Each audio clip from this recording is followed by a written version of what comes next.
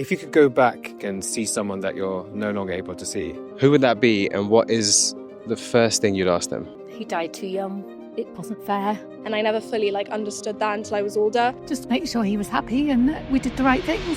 Often, we don't realize how important people are to us until it's either too late or that time and life's unexpected events have pulled us apart. It's those unasked questions and those conversations that were left unfinished. Those are the ones that stick with us. So today, I'm in Primrose Hill in London, speaking to people of all ages, walks of life, and backgrounds. And I'm asking them if they could go back and speak to one person they're no longer able to see and ask them one question, who would that be? The aim of this is not just to reminisce, but to serve as a reminder to appreciate the people that we have today and to ask those questions that we want to make sure don't go unanswered. So let's get into it. How old are you? I'm 18. I'm 70. 63. I'm 56. 60. 48. Oh, wow. And where are you originally from? South Africa. Well, I grew up in Hong Kong and then moved to England in my middle teens. France and Lebanon. From Belgium. Toronto, Canada.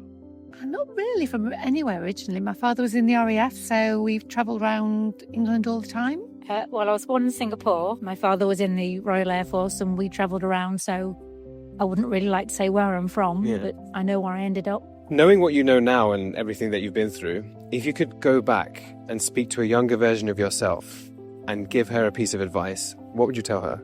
Live for today because you don't know what tomorrow's going to bring, I guess. For a younger person hearing, what does that actually look like for them?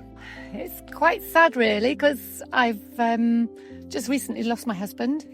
So we perhaps didn't do the things we should have done. That must have been quite a turning point in your mindset about how you had an outlook on life. I think so, yeah. Yeah, I think just do more things. Who is someone from your past that if you could go back and see them again, who would that be and what is the first thing you'd ask them? Okay, well, it would probably be maybe my grandfather who died of Parkinson's disease. And I wouldn't ask them anything. I think I would more talk to him because he had trouble with communication because his Parkinson was bad. And maybe looking back on it, I would probably tell him that I understand, because he was often struggling to speak and it would frustrate him. And I never fully understood that until I was older. So maybe that I understood his pain, I guess. And what difference would that make to your life to be able to go back and do that?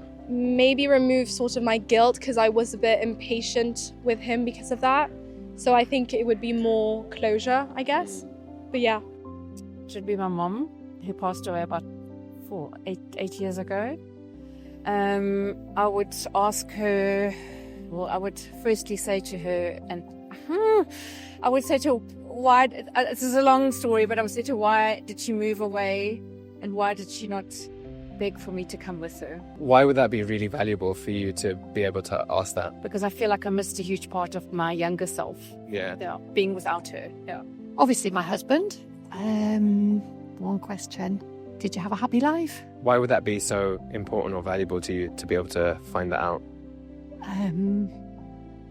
Just to make sure he was happy and that we did the right things. Yeah. Yeah. That's a good question. There are a few, actually. I would ask my grandmother why she was so cruel, because I'm guessing there's probably a great answer to that I didn't know her at all, and all I saw was her cruelty, but there's generally a reason behind that. Why do you think that would really benefit you and your life by being able to find this out? I think when you get older, you want to know your parents at the same age that you are at, because you learn so much between 30 and 60. I can think of what comes to mind is a friend from my 20s. We were very close at the time. We weren't in a relationship, we were just close friends. If I saw her again now, I would tell her that I loved her and that I know that she loves me. Wow. That would be it. Why would that be so valuable or important to you to be able to do that? Because it's the truth. And sometimes, maybe that wasn't expressed so much at the time. I think it was lived, but it wasn't expressed. And then through the expression, I'm touching the deepest part of my heart and telling the truth, and then that's freedom. Because without saying it, you never really know if they knew. Exactly. Absolutely. You don't. But if you say it and you can see their response, And then that invites a reciprocal response. And, you could say that's the risk of any relationship. We often don't say things because we fear what we may get or not get. So we play a little safe. Yeah. And the wisdom, I guess, of age is stop playing it safe. Tell the truth more often. And I love that. Not just express your love to someone, but acknowledge theirs, I think, is probably the harder thing. Yeah. To acknowledge that somebody loves you. Maybe my grandmother from the mother of my mother, Mhm. of my father, I'm sorry. She was my godmother too. Yeah. And I didn't see her in the last few years of her life. Not that often than that I wanted, so I would ask to bring her back and maybe to see how we live and to see her, our children that are now 24, 23 and 22, but she never saw them. And is there one particular question that you would ask her if you could? I don't know. I just wanted to see her back. It would be my father. He died too young. It wasn't fair. And I would say to him, why weren't you honest with us? Why didn't you tell us what was happening? His generation didn't. They believed the doctors. They didn't want to worry us as their children, but I wish we'd known. And we could have done things differently. Was it a case that you were too scared to ask that at the time, or? I think we just trusted what they were telling us, and with hindsight, it was there in front of our eyes, but we didn't question it enough. I think we could have had an input that maybe would have changed the outcome. So it's better to question and then apologise than to not question and then regret. Definitely.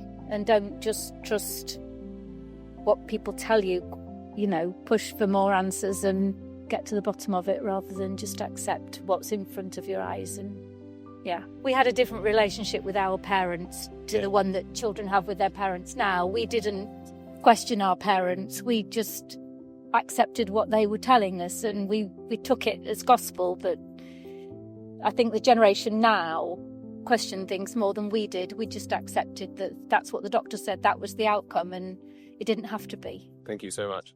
Thank you, Ben. I really appreciate it. As you did, Emma.